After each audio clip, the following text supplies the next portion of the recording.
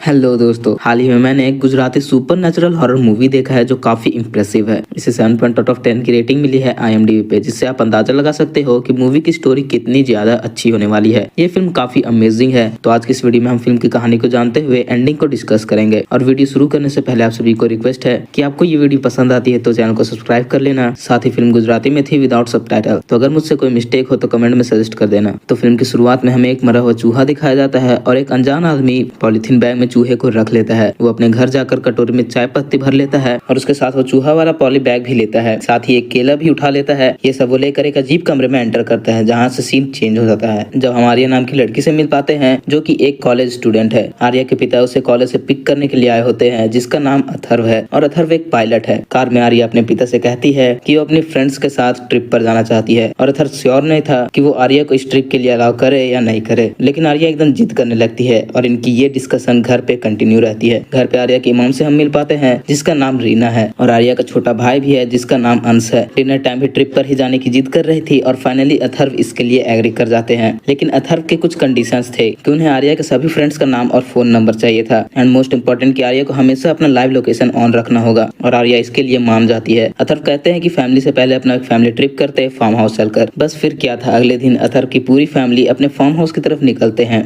और रास्ते में ये लोग एक रेस्टोरेंट में रुकते हैं। यहाँ खाना में ये लोग पराठा मंगवाते हैं और आर्या इस पराठे को खाने से मना कर देती है क्योंकि इसमें बहुत ज्यादा ऑयल था। अथर्व अपने लिए चाय लेने जाते हैं, लेकिन उनके पास 10 रुपए चेंज नहीं थे। ऐसे में वहीं रेस्टोरेंट में बैठे एक अनजान इंसान अथर्व को चेंज ऑफर करता है। इसके बाद वो अनजान आदमी अथर्व के फैमिली टेबल पर आकर बैठ जाता है और पूरे परिवार से फ्रेंडली होने लगता है। वो अपना नाम प्रताप बताता है और प्रताप आर्या को पराठा खाने को कहने लगता है। आर्या ये पराठा तो खाती नहीं, इसलिए वो मना करने लगती है और ऐसे में प्रताप अपने पास से एक छोटी डिब्बी निकालता है और कहने लगता है कि इसमें शक्कर है, इधर पराठा खा लो या फिर शक्कर खा लो। सभी को ये मजाक लग रहा था और ऐसे में प्रताप द्वारा दिया गया शक्कर खा लेती है। अब इसे खाते आर्या को थोड़ा अजीब फील होता है और प्रताप वापस आर्या को अपना पराठा खाने को कहता है। इस बार आर्या बिना सवाल जवाब किए पराठा पूरा खा जाती है, जो काफी अजीब था क्योंकि आर्या ऑयली पराठा नहीं खाती, लेकिन प्रताप के कहने पर एक बार में खा लेती है। इसके बाद ये लोग खा पीकर रेस्टोरेंट से निकलते हैं और जाने से पहले प्रताप आर्या को वापस से कुछ तो देता है। कहता है कि फार्म हाउस पहुंचकर ये खा लेना। आर्या उसकी बात सुनकर हामी भर देती है। ये वेरी अनयूजुअल था क्योंकि आर्या एक ऐसी लड़की थी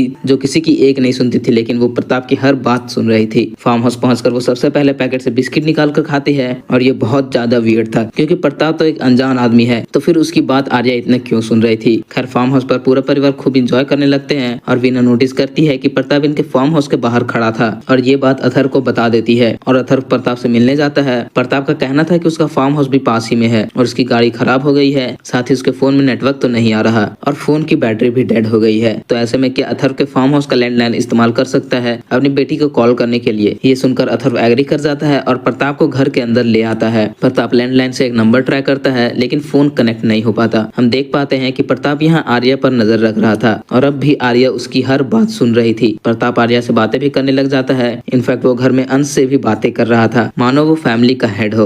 वो दोनों बच्चों को एकदम कमांड दे रहा था। कॉस वीना प्रताप के घर आने से खुश नहीं थी क्योंकि जाहिर सी बात है उसका ये फैमिली टाइम था और कोई आउटसाइडर उसके घर आ गया था, लेकिन अथर्व का कहना था कि हम बस हेल्प कर रहे हैं, नाश्ता पानी करके प्रताप चला जाएगा। अथर्व प्रताप से बात कर रही थी जब वो उसे अपने बॉयफ्रेंड के बारे में बताती है और अपने अपकमिंग लद्दाख ट्रिप के बारे में भी बताती है। काफी सारे पर्सनल बातें करती है। प्रताप कहता है कि तुम लद्दाख ट्रिप पे नहीं जाओगी, इनफैक्ट तुम मेरे साथ घर आ जाओगी। तभी अंश आर्या की तरफ बॉल फेंकता है और प्रताप आर्या से कहता है कि जाओ अपने भाई को एक थप्पड़ मार कर आओ। आर्या फौरन जाती है और अंश को जोर से थप्पड़ मार देती है। अंश रोने लग जाता है और अंश के माता पिता यहाँ आर्या पे भड़क जाते हैं। आर्या कहती है कि मुझे अंकल ऐसा करने को कहे थे और इस पॉइंट पे फैमिली में सभी प्रताप से इरिटेट होने लग जाते हैं। अब खाना खाते वक्त फिर से प्रताप उनके फैमिली मैटर्स में दखल अंदाजी करने लग जाता है और वो कहने लगता है कि मुझे आपकी फैमिली के बारे में सब पता है। वो आर्या से कहता है कि तुम अपने बॉयफ्रेंड को कॉल लगाओ और उससे ब्रेकअप कर लो। सरप्राइजिंगली आर्या एग्जैक्टली ऐसा ही करती है और ये सब देखकर आर्या के पेरेंट्स बहुत घबरा जाते हैं। अथर्व फौरन प्रताप को वहाँ से निकलने को कहता है, लेकिन अब प्रताप यहाँ से जाने के लिए तैयार नहीं था। ऐसे में यहाँ थोड़ी बहुत हाथापाई शुरू हो जाती है और प्रताप आर्या से कहता है कि अपने मॉम डैड को मुझे निकालने से मना करो। आर्या एकदम से अपने पिता से लड़ने लग जाती है कि आप अंकल को बाहर मत भेजिए। वो अपने पिता को धक्का देने लगती है और आर्या का ये सब बर्ताव एकदम पागलों जैसा था। यहाँ प्रताप आर्या से चाय पत्ती खाने कहता है और आर्या बिना सोचे समझे चाय पत्ती खाने लग जाती है। ये सब देखकर क्लियर था कि प्रताप आर्या को अपने वश में कर लिया था और उसका वशीकरण इतना स्ट्रॉन्ग था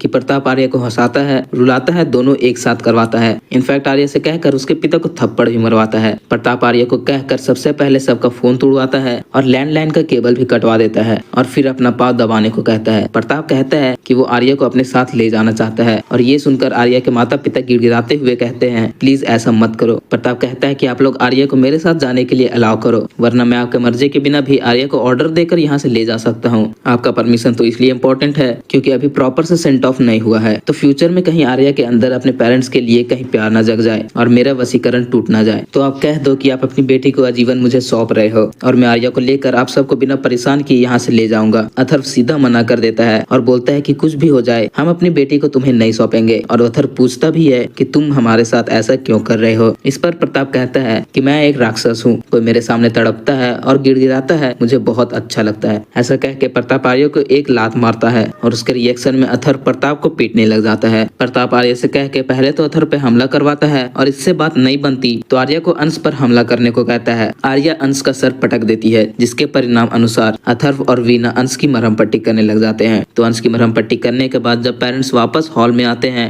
तो प्रताप उन पर बहुत भड़का हुआ था क्योंकि अथर्व अभी अभी उसको पीटा था। प्रताप आर्या से चाकू लाने को कहता है और आर्या से कहता है कि अगर तुम्हारे मम्मी पापा मुझे दोबारा मारने की कोशिश करे तो तुम उन्हें चाकू से स्टैब कर देना। उसके बाद वो अथर्व से जमीन पर नाक रगड़ने को कहते हैं और अथर्व रोते हुए प्रताप से उसकी फैमिली को छोड़ देने की भीख मांगता है, लेकिन प्रताप के अंदर एकदम भी दया नहीं थी। इनफैक्ट वो आर्या को सॉन्ग बजवाकर नाचने को कहता है। आर्या बिना रुके डांस करने लगती है और थक जाने के बावजूद वो नहीं रुक पा रही थी। एक पॉइंट पर स्पीकर की बैटरी खत्म हो जाती है और तब जाकर आर्या फाइनली रुकती है। प्रताप आर्या को पानी तक पीने नहीं दे रहा था और उसकी ये हालत देखकर वीना बहुत ज्यादा तड़प रही थी। इस पॉइंट पर अथर्व अपने आपे से बाहर हो रहा था और वो एक बैट लेकर प्रताप को मारने हॉल में जाता है, लेकिन वहाँ आर्या प्रताप की गार्डिंग कर रही थी और आर्या इतने टाइम से सेम जगह खड़ी थी। इनफैक्ट वो वॉशरूम भी नहीं जा पाई थी, जिस वजह से वो वहीं पर पी भी कर देती है। प्रताप वीना से कहता है तुम मेरे सामने आर्या के कपड़े बदलो और वीना इसके लिए मना कर देती है। प्रताप आर्या के कपड़े उतारने को कहती है और वीना ये सब सुनकर बहुत गिड़गिड़ाती है और वीना को आर्या का पैंट वहीं पर बदलना पड़ता है और इस हरकत से वीना पूरी तरह टूट चुकी थी। इस पॉइंट पर मैं आपको एक डिटेल दे दूं कि अथर्व के पास एक ऑफिस मोबाइल भी था जो कि हॉल में ही एक बैग में सुरक्षित था और वो अपने दूसरे फोन को चार्ज करके ऑन करने की कोशिश में था जो कि पूरी तरह से टूटा नहीं था। खैर आगे प्रताप और भी घिनौनी हरकत करना शुरू करता है। अथर्व और वीना को 5 मिनट देता है ताकि वो लोग अपने बेटे अंश को छुपा सके, क्योंकि 5 मिनट के बाद आर्या अंश को ढूंढकर मार डालेगी। अथर्व वीना तड़पते हुए अपने बेटे अंश को एक कमरे में लॉक कर देती है और कुछ मिनट बाद आर्या प्रताप के कहने पर एकदम एग्री मोड में अंश को मारने के लिए ढूंढने लगती है। आर्या कमरे में बार बार हमला करके उसे खोल देती है, लेकिन अंश उस कमरे में नहीं था, यानी कि अथर्व और वीना उसे घर में ही कहीं और छुपा दिए थे और आर्या अंश को हर जगह खोजने लग जाती है। इस सब के दौरान अथर्व चुपके से अपना ऑफिस वाला मोबाइल बैग से निकाल लेता है और उधर आर्या वो अंश को डिस्कवर कर लेती है कि शायद अंश छत पे ही होगा और वो उसे मारने ऊपर जाती है। अथर्व और वीना आर्या को रोकने की कोशिश करने लगते हैं, लेकिन आर्या भी उन्हें चोटिल कर देती है। अंश वाकई छत पर ही था और वो भागने की कोशिश करता है, लेकिन आर्या उसका सर पटकने लगती है और फाइनली वो अंश को छत से ही गिरा देती है। पेरेंट्स फौरन अंश के लिए नीचे आते हैं और अंश बुरी तरह जख्मी था। उसकी सांसें तो चल रही थी,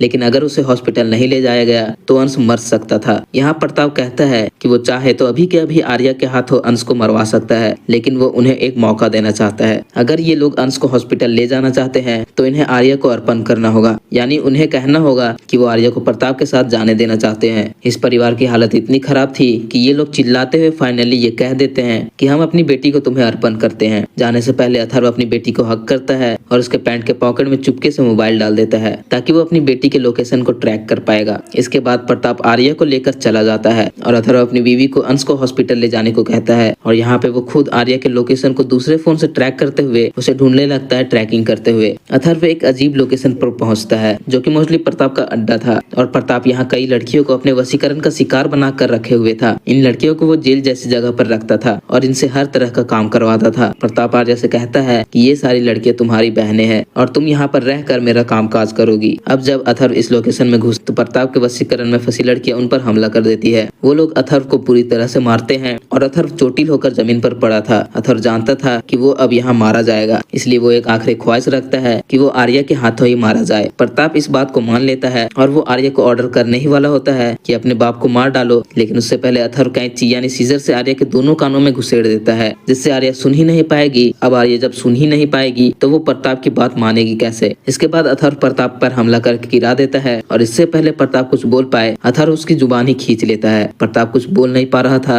यानी आर्या तो बच ही गई थी। साथ ही वहाँ कई लड़कियां भी प्रताप के चंगुल से शायद निकल पाएगी जाएगी। ये सीन कट होता है और हम वापस से मूवी के पहले सीन पर फोकस करते हैं, जहाँ एक इंसान मरा हुआ चूहा पॉली बैग में रखता है। ये बंदा और कोई नहीं बल्कि अथर्व था, जो कि अब थोड़ा एजेड दिख रहा था। साथ ही उसकी दाढ़ी वगैरह भी बढ़ चुकी थी कि अब वो नॉर्मल नहीं दिख रहा था। देखा जाए तो वो काफी ज्यादा सीरियस और ब्रोकन लग रहा था। हम समझ पाते हैं कि ये सीन तकरीबन 10 साल बाद की है और वो अपने घर के एक कमरे में प्रताप को कैद करके रखा हुआ था। जी हाँ दोस्तों, अथर्व प्रताप को चाय पत्ती और मरा हुआ चूहा खाने देता है और उसके सामने खुद केला खाता है। प्रताप गिड़गिड़ा रहा था कि मुझे भी केला खाने दो, लेकिन उसे केला नहीं दिया जाता। तो इसका मतलब आप समझ सकते हो, अथर्व इतने सालों से प्रताप को अपने कैद में तड़पा रहा था, ठीक उसी तरह जिस तरह प्रताप अथर्व की फैमिली को तड़पाया था। उस रात अथर्व यहाँ प्रताप से कहता है कि तू खुद को शैतान कहता था ना, लेकिन मैं ही तेरे लिए शैतान हूँ। इसके बाद वापस अपने घर के अंदर आता है और हम विन और उसके बेटे अंश की तस्वीर देखते हैं। हम समझ पाते कि वो दोनों उसी रात हॉस्पिटल जाते वक्त एक्सीडेंट में मारे जाते हैं। इनफैक्ट आर्या भी आज तक वसीकरण से बाहर नहीं आ पाई थी। हम देख पाते हैं आर्या जो कि बहुत बुरे हालत में थी, मानो वो कोई जिंदा लाश हो। और अथर्व यहाँ अपनी बेटी को अपने हाथों से पानी पिलाता है। देखा जाए तो अथर्व ने भी सब कुछ खो दिया है, लेकिन अब वो प्रताप को जिंदगी भर तर पाएगा। यहीं पर बस फिल्म खत्म हो जाती है। तो दोस्तों ये थी फिल्म की पूरी कहानी और इस फिल्म का प्लॉट काफी यूनिक और डिफरेंट सा था। प्रताप एक ऐसा इंसान था जिसके पास किसी को भी वश में करने की विधि थी। वो अपने विक्टिम को शक्कर जैसे दाने खिला देता है, जिसके बाद विक्टिम पूरी तरह से प्रताप के वश में होता है। लेकिन उसका वशीकरण समय के साथ साथ खत्म होता जाता है। लेकिन अगर प्रताप लड़की के पेरेंट्स से उसे ले जाने का परमिशन ले ले तो वशीकरण कभी नहीं टूटेगा। यही वजह हो सकती है कि प्रताप सिर्फ यंग लड़कियों को ही टारगेट करता था। फिल्म के अंत में भले अथर्व प्रताप को कैद कर लिया था, लेकिन वो सब कुछ खो चुका होता है। अथर्व के परिवार में अब सिर्फ आर्या ही बची है, जो कि आज तक वशीकरण में है और शायद वो कभी ठीक भी नहीं हो पाएगी। रही बात उन लड़कियों की जो प्रताप के चंगुल में थी, उसका भी शायद आर्या जैसा ही कुछ हुआ होगा, क्योंकि उसका वशीकरण भी टूटा नहीं होगा। जो भी हो, इस प्रताप को तड़पते और गिड़गिड़ाते देखकर दिल को सुकून जरूर मिला। दोस्तों ये फिल्म गुजराती में मैंने विदाउट सबटाइटल देखा है, तो हो सकता है कि मुझसे कहीं मिस्टेक हुआ हो, और अगर ऐसा हो तो मुझे कमेंट जरूर कीजिएगा और कमेंट में ये भी बताइएगा कि आपको फिल्म कैसी लगी। वीडियो पसंद आई हो तो वीडियो लाइक करके शेयर कीजिएगा। साथ ही चैनल पर नए हो तो चैनल को सब्सक्राइब भी कर लीजिएगा, क्योंकि हम अपनी चैनल पर ऐसी वीडियो लाते रहते हैं।